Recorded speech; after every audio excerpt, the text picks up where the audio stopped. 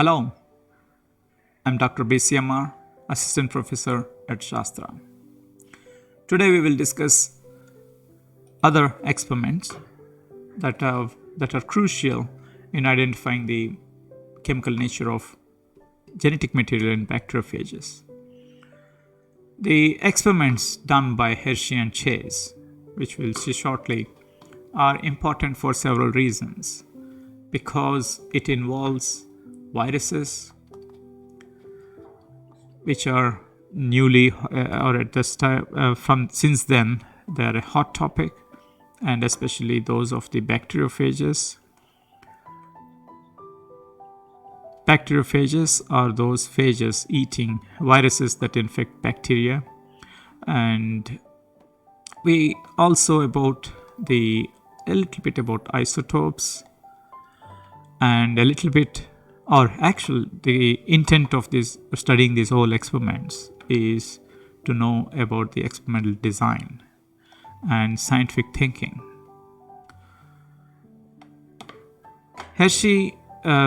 Martha Chase was a research assistant at the time in the lab of Hershey, and they together performed experiments and genetic experiments, and they have incorporated all these things about the life cycle of bacteriophages, and at that time it is already known about the lysogenic and lytic cycle. We won't read about the lysogenic cycle now, but later we will discuss about lytic cycle in this lecture. It is also a beautiful experiment because it incorporates several ways of thinking, and that's why I would like to spend a little time on that. So viruses have two components. They have proteins and they have nucleic acids. And in that sense, they may have either DNA or RNA as genetic material. All the bacteriophages, of course, have DNA, but there are several other viruses of animals. They have RNA as genetic component. So at least what we should remember is viruses have either protein or they have proteins and either DNA or RNA as their genetic material. So now let's break it down in terms of elements. We'll write proteins here, and we will write, because we are talking about bacteriophages, we'll just take about DNA. Or for that matter, we can also talk about nucleic acids in general. So if we try to see what is common between these two, do proteins have carbon? Yes, and so do DNA. And oxygen proteins have, as well as DNA have. And hydrogen, yes, it is common to the elements, are common in both these biomolecules. Nitrogen, they both are common. And then we have DNA has phosphorus, whereas proteins or which amino acids do not have. And proteins have some of the amino acids that make up the proteins have sulfur, whereas DNA doesn't have. So the idea is for Hershey and Chase is to find out which of these is the genetic information. Is it the DNA or is it the protein? And to decipher that, they need to label them. And now they have figured out which of the elements they could use to label DNA or protein. Right? Because the rest of the elements are common in both, and in fact CHO are common to all other lipids, carbohydrates as well. So they planned it, and they have used P32 radioisotope and S35 radioisotope to S35 to label the proteins and P32 to label the DNA. So now they how you would label is again a whole experiment itself, or there is a lot of preparation to do. Usually it would be like growing the bacteria in culture media containing compounds that have either compounds having the radiolabeled P32 or radiolabeled S35, right? And when you grow bacteria on them, and to which you would add the bacteriophage, so all the new bacteriophage that would be made would have incorporated the proteins that make up those bacteriophage, the capsid, the outer coat protein like this, would have all the P32. Similarly, they would have taken culture which has media which has S35 based compounds in them, and they grow bacteria, and viruses grow on the bacteria. So here it is about the DNA that would get labeled with P32, and in this case of S35, that is all the proteins that would get labeled. Sulfur containing amino acids methionine and cysteine, they have the side groups with sulfur. That is how labeling is usually done. So they would have isolated the bacteriophages from them. So the phage would be, in this case, the P32. The DNA would have been labeled. In the other case, so I'll put it in red. And in the other case, you would have the DNA is not labeled, whereas the the protein code or the capsid of the virus is labeled. So this is the experimental preparation they have done. And then we also need to understand a little bit about the life cycle of the lytic life cycle, where the phage recognizes the host, then it adheres or adsorbs, and then this is adsorption, and then it will inject the DNA into the cytoplasm of the bacterium, and in there it will it will multiply and then make more copies of the phage genomes and phage capsids, and new phages are assembled, and the host is lysed and released outside, which will go again to infect new host cells. This is the lytic cycle. The cell is lysed, therefore we call it as lytic cycle.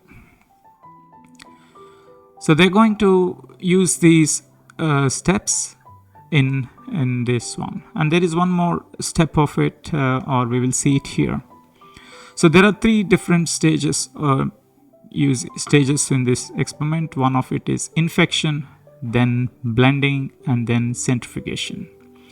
In theory, they would have allowed the bacteriophage to infect the host cell and allow the injection of the DNA, and then that is the step of infection, just injection of the DNA. And then they would disrupt the interactions between phage and the host cell using blender.